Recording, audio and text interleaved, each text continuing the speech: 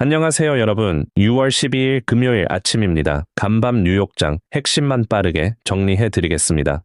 현지 시각 6월 11일 목요일 뉴욕 증시는 하루 종일 이란 헤드라인에 출렁이다가 결국 안도 랠리로 마감했습니다.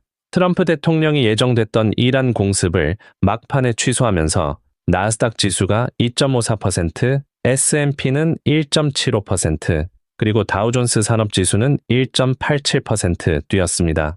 오늘은 먼저 AI 인프라에서 정반대로 갈린 오라클과 인텔을 보고 그 다음 시장을 흔든 이란 상황, 그리고 그게 물가와 금리로 어떻게 이어지는지까지 살펴보겠습니다. 자, 먼저 오라클입니다. 전날 장마감 뒤 나온 실적은 매출도 이익도 시장 예상을 넘겼습니다. 그런데 주가는 10.7% 급락했습니다. 왜냐하면 새 회계연도에 데이터 센터로 쏟아붓겠다는 설비 투자 가이던스가 시장을 겁먹게 했거든요. 매출 성장은 둔화되는데 빚을 더 내서 AI 인프라에 베팅하겠다는 거라 AI 군비 경쟁의 청구서를 먼저 받아든 셈입니다. 그래서 시장의 돈이 어디로 갔을까요? 반도체, 칩 쪽으로 갔습니다. 인텔은 뱅크 오브 아메리카가 CPU 주문 증가를 이유로 투자 의견을 2단계 올리면서 장중 10% 넘게 뛰었습니다. 다만 그 힘을 끝까지 지키진 못하고 5.3% 상승으로 마감했고요. 마이크론, AMD, 어플라이드 머티리얼즈 같은 AI 인프라 종목들도 같이 올랐습니다.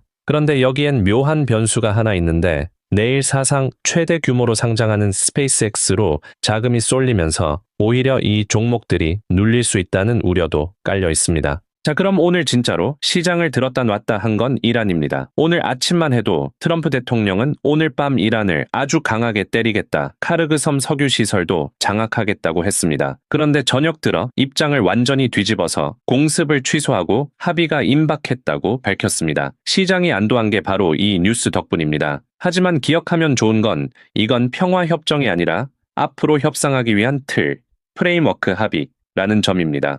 호르무즈 해상 봉쇄는 서명 전까지 그대로입니다. 게다가 4월에도 비슷한 휴전이 한 번 깨졌었죠. 요점은 호르무즈 해협으로 전 세계 원유의 약 20%가 지나갑니다. 여기가 막히면 유가가 뛰고 유가가 뛰면 물가가 오르고 물가가 오르면 중앙은행이 금리를 올려요. 그리고 요즘 주식을 누르는 진짜 힘이 바로 이 금리거든요. 돈의 흐름으로 보면 그동안엔 방위 산업과 에너지, 안전자산으로 돈이 몰렸고요. 반대로 합의가 진짜 성사돼서 호르무즈가 열리면 미국은 오히려 싼 값에 비축유를 다시 채우고 유가화, 물가 압력이 빠르게 식을 수 있습니다.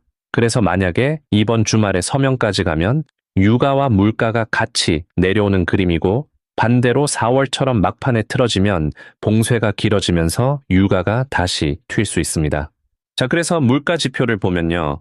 오늘 나온 5월 생산 자물가 PPI가 전월 대비 1.1%, 전년 대비 6.5% 올랐습니다.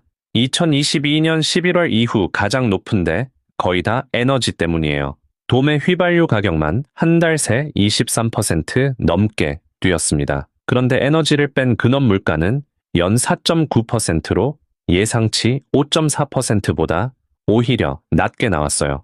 어제 소비자 물가도 같은 그림이었고요. 정리하면 에너지만 빼면 물가는 잡혀가는데 그 에너지가 너무 뜨겁다는 겁니다. 그러니 호르무즈만 다시 열려도 그림이 확 바뀔 수 있는 거죠. 실제로 오늘 유럽중앙은행은 기준금리를 0.25%포인트 올려 2.25%로 2023년 이후 처음으로 인상했는데 이후로 대놓고 이란 전쟁파 물가를 들었습니다. 전체 그림으로 보면 매일 바뀌는 전쟁 헤드라인은 사실 노이즈에 가깝습니다. 결국 시장이 보는 건 딱 하나, 호르무즈로 기름이 계속 흐르느냐예요. 그게 유가에서 물가로, 물가에서 금리로, 그리고 시장에 영향을 줍니다. 그래서 앞으로는 두 갈래인데 주말에 서명까지 가면 부담이 풀리는 흐름이고 또 틀어지면 4월로 되돌아갈 수 있습니다. 당장 내일은 두 가지 시장 이벤트를 보면 됩니다. 하나는 사상 최대 규모로 상장하는 스페이스X인데 개인 청약만 1,000억 달러 넘게 몰린 만큼 전쟁과 금리로 잔뜩 움츠린